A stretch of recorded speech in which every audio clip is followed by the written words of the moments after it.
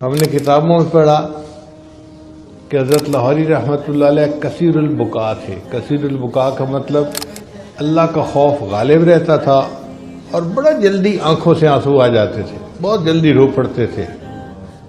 تو کتابوں میں پڑھا کہ خواب میں کسی کو نظر آئے اور اس کو بتایا کہ جب میری اللہ کے سامنے پیشی ہوئی تو اللہ نے مجھے فرمایا احمد علی تم اتنا کیوں روتے تھے؟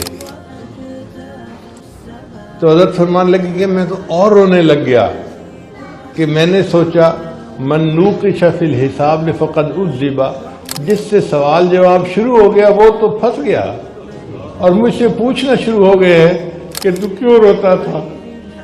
تو میں اور رو پڑا۔ تو اللہ نے فرمایا احمد علی تم آج بھی رو رہے ہو، آج تو تمہارے انعام کا دن ہے، ہم نے تمہاری بھی بخشش کر دی، اور جس قبرستان میں تمہیں دفن کیا گیا قبرستان کے سارے موتا کی بخشش کر دی۔